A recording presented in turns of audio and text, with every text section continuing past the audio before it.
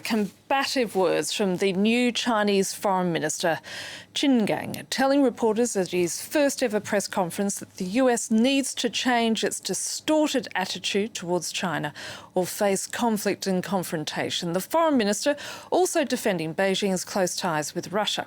He said Washington had been engaging in suppression and containment of China rather than engaging in fair, rule-based competition. Let's take a listen to what he had to tell reporters earlier.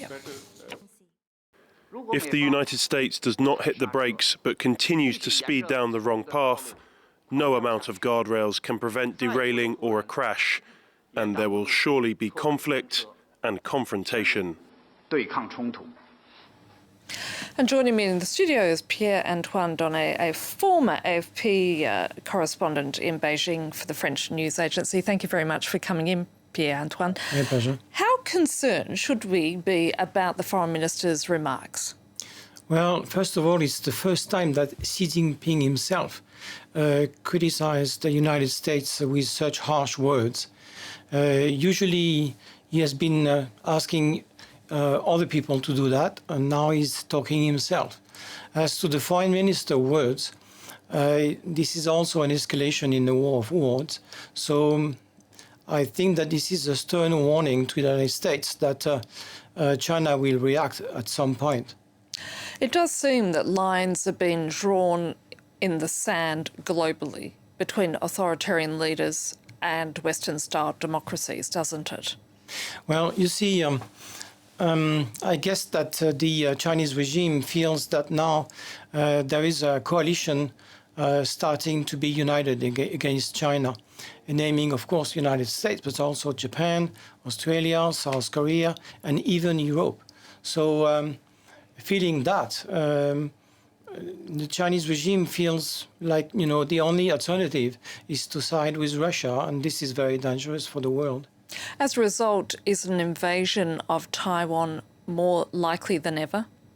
It is, but we are still not there, because Beijing, they know very well that if they start the war, they are likely to lose that war at present. So that may happen later on, but again, the risk is growing now. You're certainly seeing a response from Washington which is toughening up their stance. Where do you see things heading as a result? All along, Joe Biden has been very cautious not to provoke China.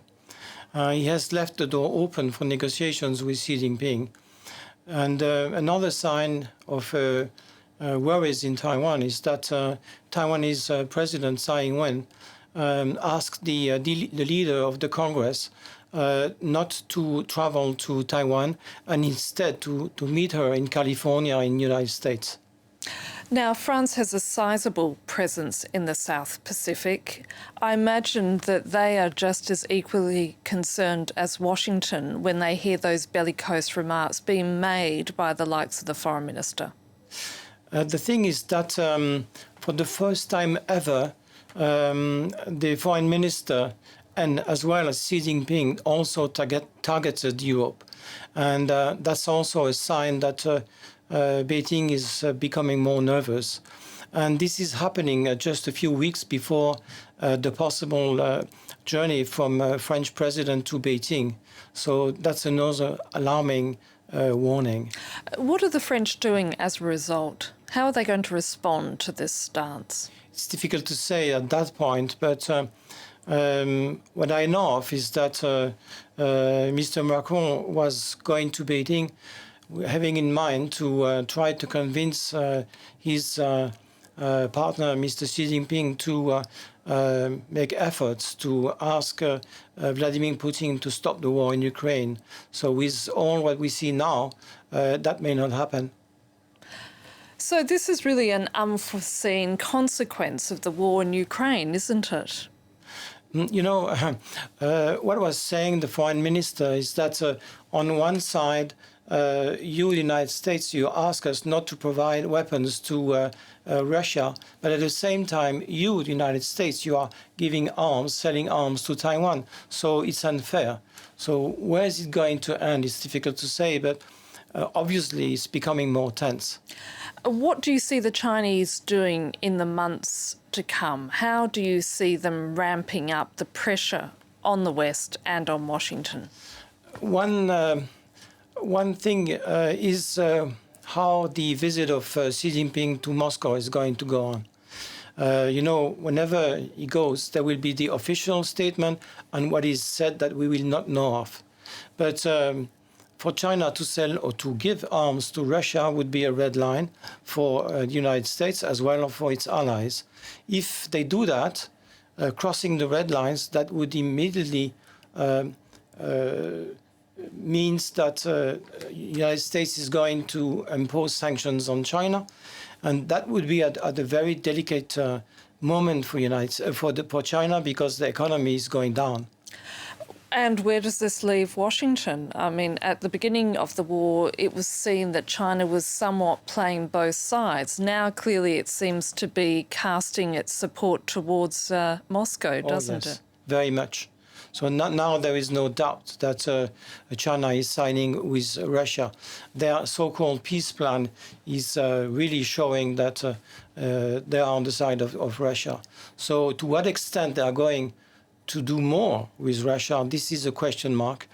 And also, would they go to war with Taiwan is also a question mark. Usually, the Chinese leadership is very cautious of what they do. They used to, think about the next step for weeks or months before doing something. But recently, we have seen some kind of nervousness, which is actually very worrisome. And very reactive, isn't it? It is. So I think we are entering a troubling zone where, what is going to happen is difficult to say. But in case they sell arms to Russia, that would mean that the consequences may be tragic. Pierre-Antoine Donnet, from a former AFP correspondent in Beijing, thank you so much for your analysis. Thank you very much.